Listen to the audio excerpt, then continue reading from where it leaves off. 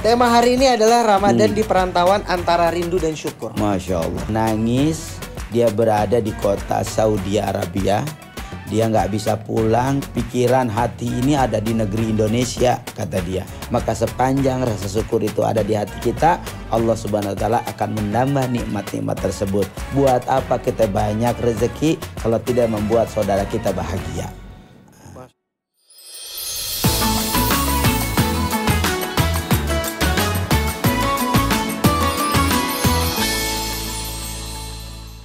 Assalamualaikum warahmatullahi wabarakatuh. Sobat Senyum Ramadan, kembali lagi bersama saya Ajay. Tentunya dalam acara podcast yang sangat ditunggu-tunggu banget. Ada ilmu, ada saran, ada bagaimana kita menyikapi bulan Ramadan ini. Tentunya saya nggak sendirian. Hari ini saya ditemani oleh Ustadz Abe. Masya Allah. Apa kabar Pak Ustadz? Baik, alhamdulillah. Sudah siap menyambut Lebaran? Masya Allah. Sedih saya. Iya ya, saya juga sebenarnya sedih Pak Ustadz untuk tapi kayak seneng banget mukanya. Bukan seneng, saya seneng karena puasa saya belum ada yang Oh luar biasa. Alhamdulillah. Nggak ada yang ya. bolong? Nggak ada. Satu pun. Ada lah. Enggak lah. Kita mah sebagai laki-laki. Bolongnya cuma satu. Satu. Tapi kalau pahalanya hilang semua. Enggak, kan kita udah belajar iya, ya kan. Kemarin Masya kita udah Allah. belajar gimana caranya biar puasanya Tetap lancar tapi pahalanya tidak hilang. Alhamdulillah. Pak Ustadz, hari ini berarti selama Ramadan nggak ngomongin orang ya? dikit sih. Iya. Kalau kita ngomongin pas buka. Nah itu dia Pak Ustadz. Jadi mudah-mudahan saya juga puasanya diterima. Masya Allah. Dan semoga juga teman-teman sobat Senyum Ramadan ya, puasanya juga diterima. Amin. Dan amin. pastinya kita semuanya berharap bisa ketemu lagi sama. Kalau sahabat Senyum Ramadan pasti diterima. Nah, saya insya Allah diterima. Insya Allah diterima. Pak Ustadz, tema hari ini adalah Ramadan di perantauan antara rindu dan syukur. Masya Allah. Kadang-kadang kita yang perantau-perantau ini yang mencari rezeki di Jakarta ini bingung Pak Ustadz. Gimana caranya menyikapi sebenarnya kangen, sebenarnya pengen pulang, tapi kita kayak belum bisa gitu Pak Ustadz. Kita menyikapinya harus seperti apa? Masya Allah. Assalamualaikum warahmatullahi wabarakatuh. Waalaikumsalam. Alhamdulillah wassalatu wassalamu ala rasulillah Sayyidina wa maulana Muhammad ibni Abdillah. La haula wa la quwata illa billah. Amma ba'du. Sohib Senyum Ramadan dimanapun berada, alhamdulillah pada kesempatan ini kita masih diberikan kesehatan oleh Allah, diberikan keberkahan umur, diberikan waktu luang, dan luar biasanya kita masih diberikan kesempatan untuk bisa beribadah di bulan Ramadan yang penuh keberkahan ini. Masya Allah, tanpa terasa ternyata Ramadan akan berakhir, Ramadan akan meninggalkan kita, dan Ramadan sebentar lagi tentunya akan berganti bulan dengan bulan Syawal. Tapi mudah-mudahan kita termasuk orang yang semoganya seperti para sahabat-sahabat Nabi. Saat ketika Ramadan akan berakhir, mereka menangis.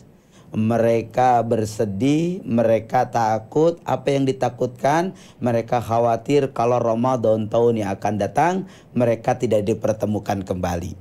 Sehingga mereka berpikir, para sahabat-sahabat Nabi, yang dilakukan saat itu adalah mereka selalu merenung, apakah puasaku dari puasa pertama sampai puasa saat ini diterima oleh Allah, ataukah puasanya hanya mendapatkan haus dan lapar. Itu yang direnungkan oleh para sahabat-sahabat Nabi semua.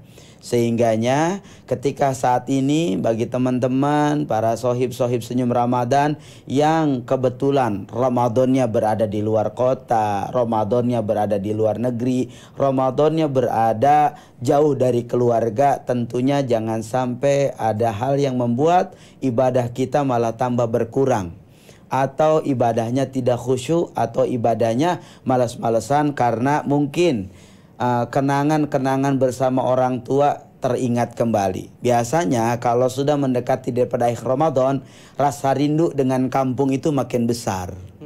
Rasa rindu dengan keluarga itu amat sangat terasa. Bahkan kadang kepikiran saat ketika akan sedang berbuka. Biasanya kalau berbuka di rumah bersama keluarga sudah nggak harus cari-cari lagi menu berbuka, nggak cari-cari lagi makan. Kenapa? Karena sudah disediakan oleh orang tua. Betul. ya kan? Sudah Kangen, Pak Ustadz, kadang-kadang. disediakan makanan orang tua bikin kangen, Iya, iya, iya. kehangatan bersama berbuka.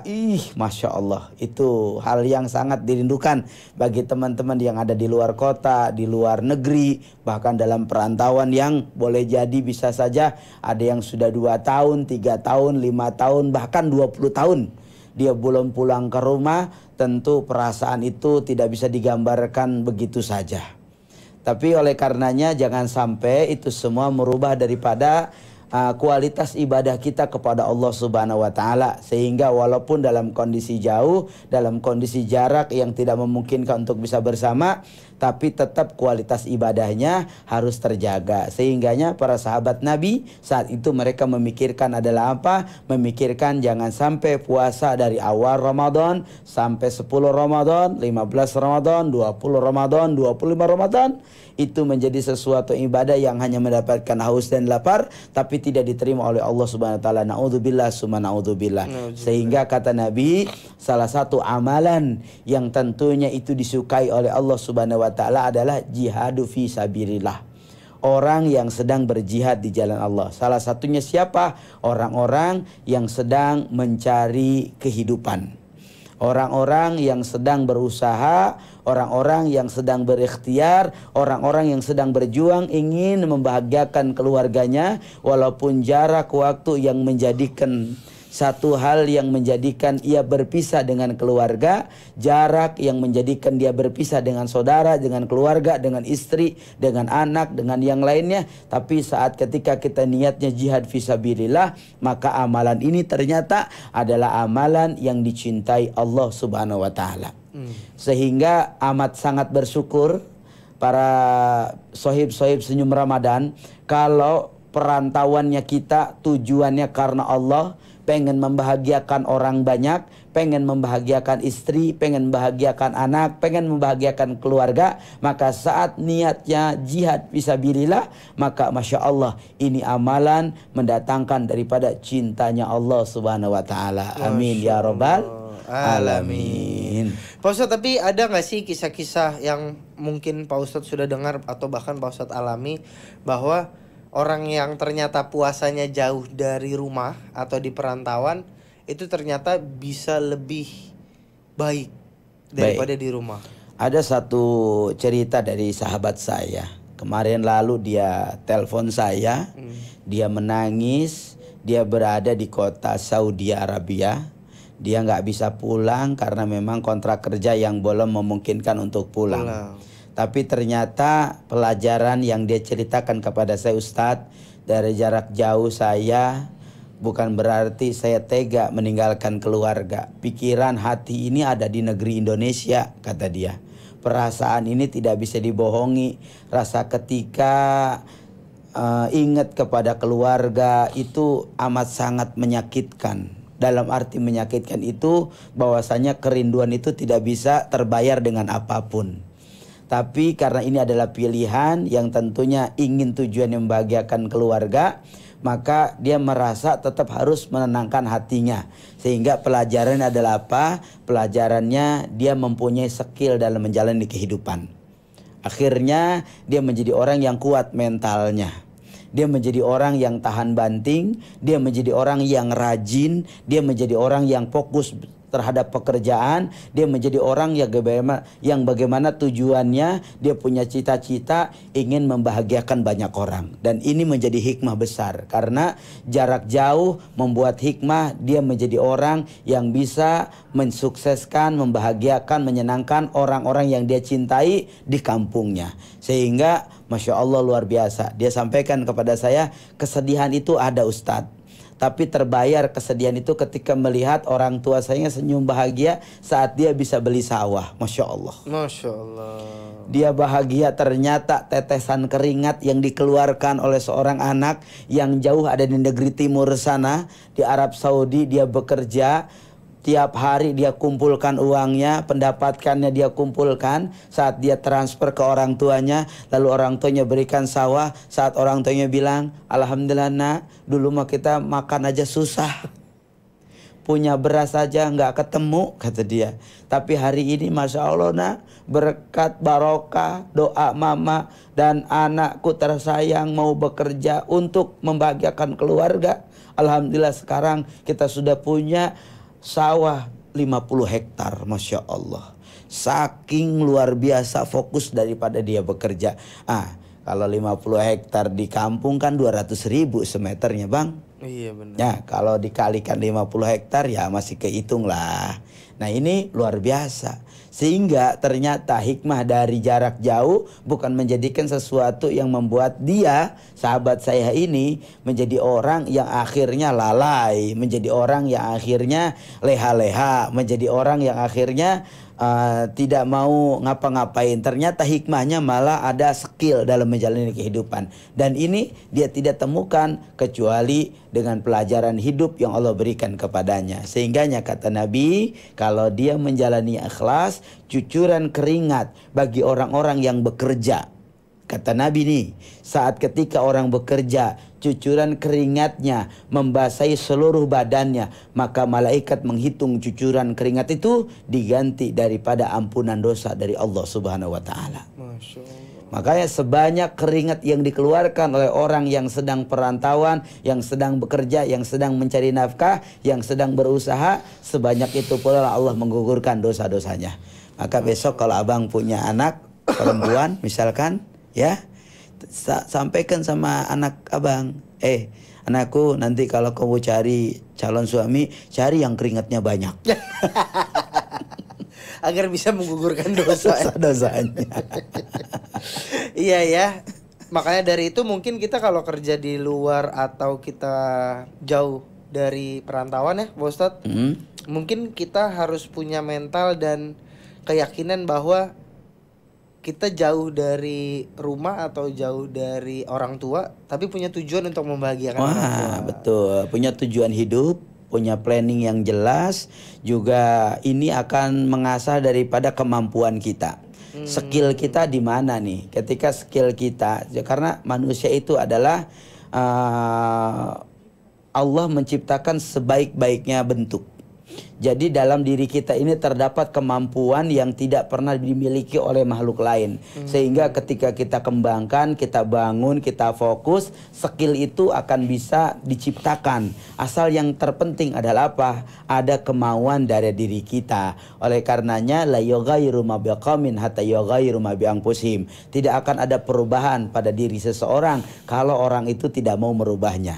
Nah, ketika memang tujuannya ingin ada perubahan hidup, ingin ada menjadi lebih baik, ingin ada tujuan yang baik, tujuan karena Allah, tujuannya ibadah, tujuannya menjadi orang sukses, maka sepanjang ikhtiarnya sesuai dengan tujuannya, Allah akan mudahkan menuju kesuksesan yang diharapkan. Amin, amin, amin, amin, amin, amin. Tapi kalau sebaliknya Pak Ustadz udah jauh, puasa nggak pulang, nggak ngasih ke orang tua. Nah ini akhirnya khawatir kita yang ditakutkan demikian. Jangan sampai jauhnya kita kepada orang tua dengan usaha yang maksimal, tapi tidak mendatangkan manfaat apa-apa. Percuma kita punya duit banyak, percuma kita punya kerjaan banyak, percuma kita menjadi orang sibuk, percuma kita di perantauan, ternyata dari apa yang kita lakukan tidak punya manfaat apa-apa buat orang lain, maka ini mendatangkan sesuatu yang mafsadat, sesuatu yang tidak pernah mendatangkan daripada ridho Allah Subhanahu wa taala. Buat apa banyak rezeki kalau tidak mendatangkan cinta Allah? Buat apa banyak rezeki kalau tidak mendatangkan ridho orang tua? Buat apa kita banyak rezeki kalau tidak membuat saudara kita bahagia? Masya Allah. Jadi ingat, perlu. Ya, jadi kalau misalnya kita udah jauh, setidaknya punya tujuan untuk memberikan ke saudara, ke adik, ke kakak, atau bahkan ke orang-orang terdekat ya Pak Ustadz. Benar. Karena sebaik-baik daripada sahabat Nabi itu, sebaik-baik daripada umat Nabi, sebagaimana Nabi mengingatkan dalam hadisnya, khairun nas anfa'uhum linnas. Sebaik di antara kita siapa yang ketika kita hidup di dalam dunia ini, lalu bagaimana cara diri kita hidup mampu memberikan manfaat banyak buat orang lain. Masya Allah. Nah, artinya kita tidak pernah tahu, boleh jadi apa yang kita sedang siapkan, sedang fokuskan, sedang jalankan itu ternyata diharapkan oleh orang banyak di kampung kita. minimal diharapkan oleh keluarga kita. Apa yang kita sedang buat, apa yang sedang kita ikhtiarkan, maka akan ada sebuah kepuasan.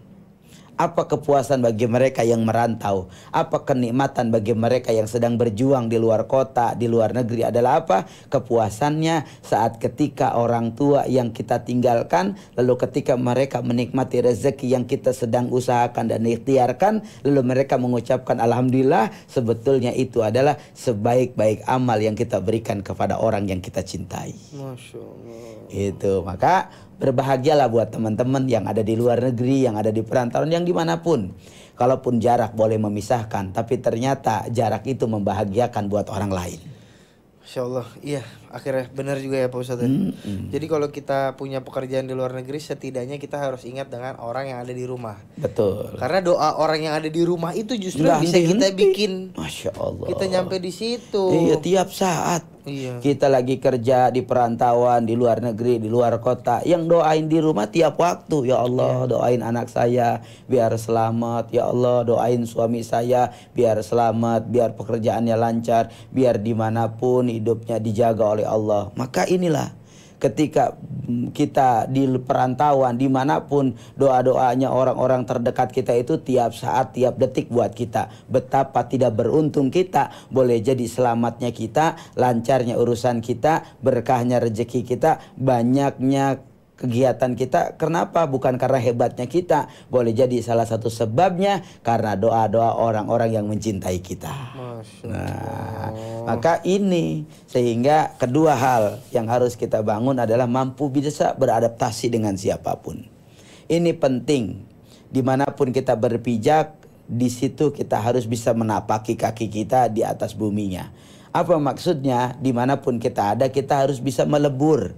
Kita harus bisa menjadi orang yang bisa membangun diri dan menyenangkan kepada orang lain. Ini hikmah. Ketika kita tinggal di kota orang, kita tinggal di wilayah orang, kita tinggal di negara lain, kita harus bisa beradaptasi dengan lingkungannya.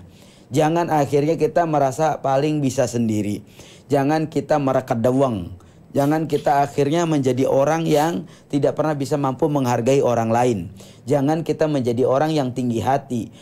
Alam ini mengajarkan kepada kita untuk mampu menghargai setiap perbedaan dimanapun kita berada.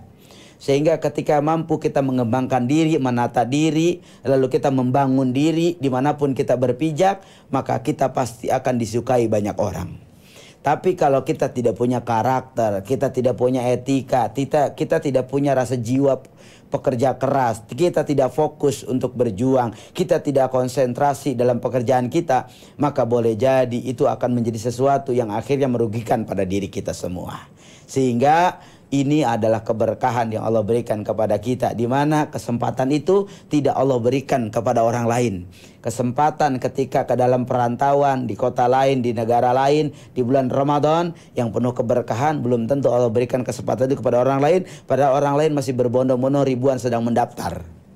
Tapi Allah pilih sohib-sohib senyum Ramadan ini, maka hadirkan rasa saling menghargai agar adalah apa? Kata Nabi, salamatul insan bihifdzi lisan, selamatnya seseorang itu karena dia mampu menjaga lisannya dimanapun dia berada. Dan bahkan kata Nabi, aksarunas yadkhulul jannah bi husnil khalqi, salah satu tanda bahwa nanti umat-umat Nabi yang mereka akan paling banyak masuk surga. Siapa mereka? Bihusnil khuluqi, orang-orang yang ketika dimanapun dia berada, dia berpijak, dia hidup, dia merantau, dia berusaha, dia berjuang. Siapa mereka? Orang-orang yang bihusnil khuluqi, dia mampu membawa kehidupannya dengan akhlak yang penuh kemuliaan.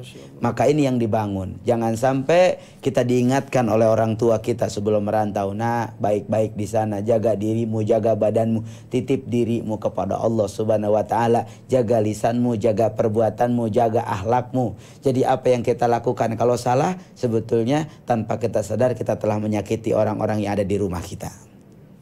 Tapi kalau kita menjadi orang yang baik, kita menjadi orang yang membahagiakan orang lain, kita yang menjadi orang yang fokus dengan pekerjaan dan ikhtiar kita, maka sebetulnya kita sedang dan akan menyelamatkan keluarga kita semua. Masya Allah, ini cukup menarik ya kali ini ya. Menarik jadi buat sekali. teman-teman yang lagi ada di luar kota, bahkan luar negeri, kalau nonton ini jangan sampai melakukan hal-hal yang memang tidak diinginkan ya Pak Ustadz. Betul. Harus diingat sekali nih, dari mana tempat kita berasal. Betul. Tapi Pak Ustadz, kadang-kadang kan kita gini ya, kalau kita di perantauan, ini contoh kasus saya aja. Oh, pernah merantau?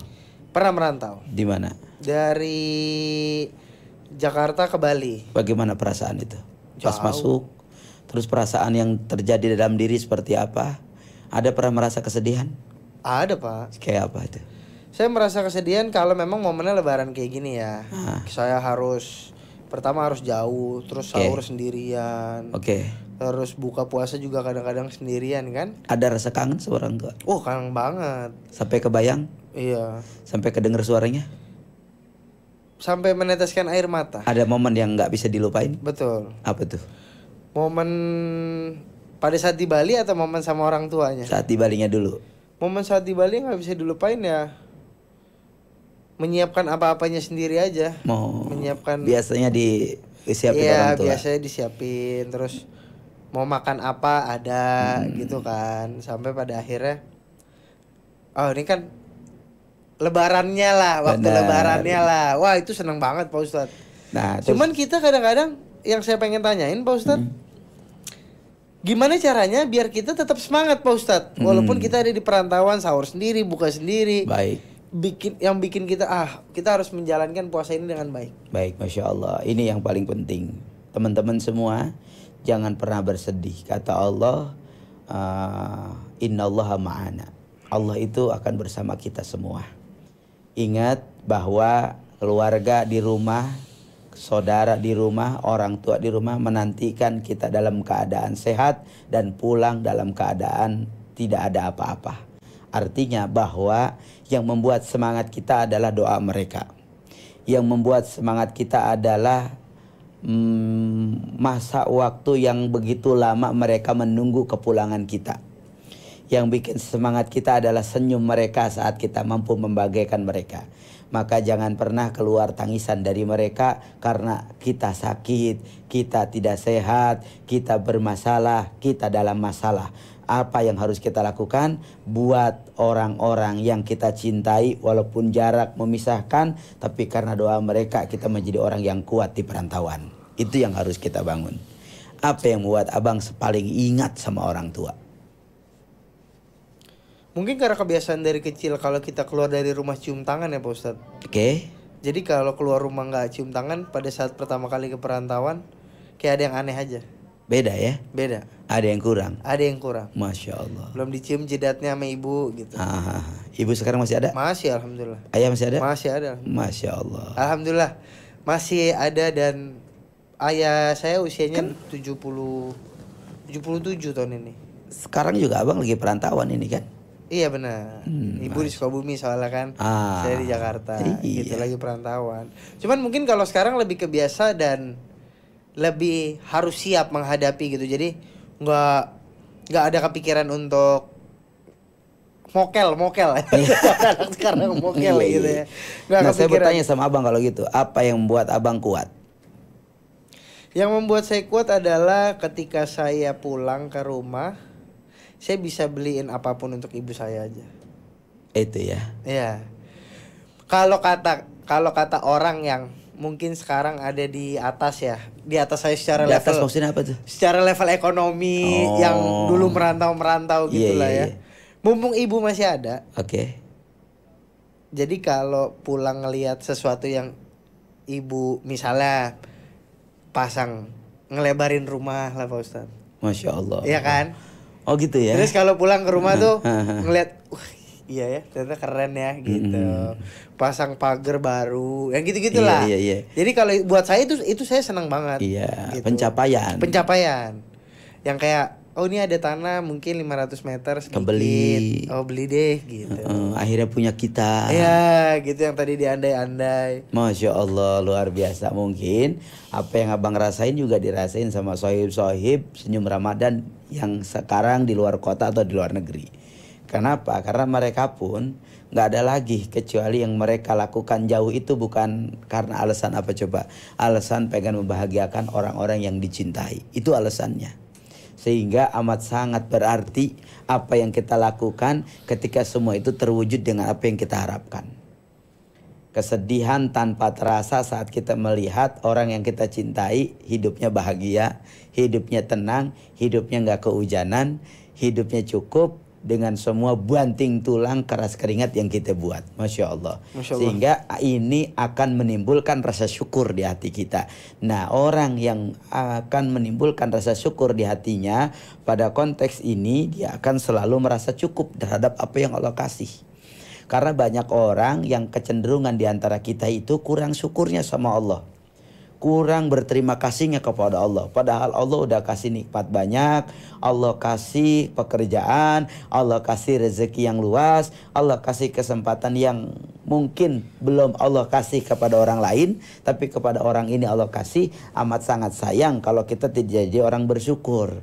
Kenapa kita harus menjadi orang bersyukur? Karena boleh jadi Allah menjadikan kita orang yang beruntung di atas orang lain. Apa yang Allah kasih saat ini kepada kita belum tentu Allah berikan kepada orang lain. Apa yang hari ini Allah berikan dan milikin kepada kita belum tentu dimiliki oleh orang lain. Sehingganya tanamkan kepada diri kita semua dimanapun berada, hadirkan rasa syukur di hati kita. Sehingga bagaimana Allah mengungkapkan dalam Al-Quran, la in syakartum la azidannakum wa la in kafartum inna adzabi lasyadid. Bahwasanya ketika kita mampu bersyukur dengan nikmat yang Allah berikan kepada kita, yang kita selalu husnudzon dengan semua ketetapan, pilihan dan takdir yang Allah berikan kepada kita. Lalu saat kita mampu bersyukur, yakinlah dengan syukur itu Allah akan tambahkan nikmat-nikmat yang lain yang sedang dan akan Allah sediakan buat kita semua. Tapi kalau kita menjadi orang yang kufur, menjadi orang yang tidak bersyukur, menjadi orang yang selalu merasa kurang, dan menjadi orang yang selalu merasa ketakutan dengan rezeki yang Allah berikan kepada kita, lalu kita ketakutan kurang ketika kita bagi kepada orang lain, maka sesungguhnya orang ini sedang dan akan mendapatkan azab yang sangat pedih dari Allah Subhanahu wa taala.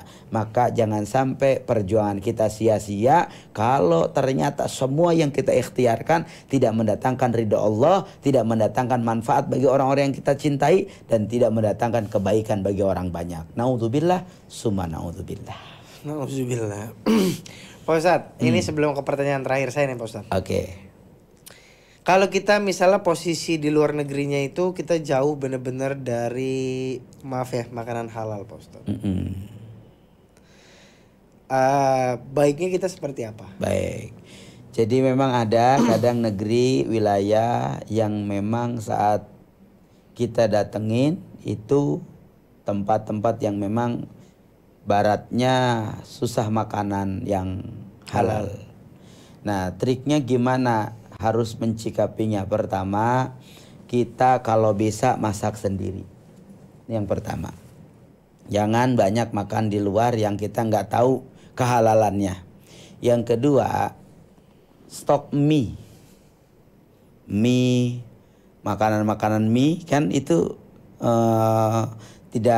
kita tidak tahu, kita bisa masak sendiri gitu. Kayak ikan-ikan kita bisa goreng sendiri. Usahakan makan sendiri, usahakan tidak makan makanan yang kita tidak tahu itu ada campuran hal-hal yang haram atau tidak. Nah, ketika ini ikhtiar kita, insya Allah yang masuk ke dalam diri kita adalah hal yang halal. Jangan akhirnya tidak ada upaya. Jangan akhirnya udahlah, kita tempatnya ini kan tempat banyak yang haram, udahlah Allah juga nauin. Jangan begitu. Jangan lalu kita tidak mau ikhtiar. Sepele banget. Udah nggak apa-apa. Buka namanya aja juga di sini. Bagaimana lagi kan? Itu kan males akhirnya kan? Iya benar. Tidak. Nah, jadi kan saya katakan tadi tidak akan pernah ada mendatangkan perubahan kalau diri kitanya nggak mau merubah. Jadi banyak cara, banyak solusi yang harus kita cari menjadi solusi terbaik. Agar apa? Agar tentunya jangan sampai hal-hal yang haram masuk dalam diri kita. Begitu. Baik Pak Ustadz, jadi pada intinya adalah ketika teman-teman lagi merantau, ketika teman-teman ada di luar negeri, bahkan ya teman-teman intinya harus ingat apa tujuan utamanya. Benar. Harus sayang dengan orang tua, harus kembali lagi ke niat pertama bahwa kita keluar dari rumah itu untuk menghasilkan sesuatu yang kita bisa bawa pulang. Bisa bawa pulang, satu itu. Kedua, jangan juga ketika kita di perantauan lalu kita seenak-enaknya bebas sesuka hati kita. Banyak orang mohon maaf ketika di perantauan jauh dari keluarga, jauh dari anak, jauh dari istri, hal-hal haram dia tabrak semua. Astagfirullahaladzim. Alasannya karena kebutuhan. Iya, betul. Padahal al-haramul bayyin wal halalul bayyin. Allah sudah jelaskan sebagaimana hadis Nabi, yang haram sudah jelas haramnya, yang halal sudah jelas halalnya. Itu. Jadi jangan sampai cari barang subhat yang belum ketahuan halal dan haramnya.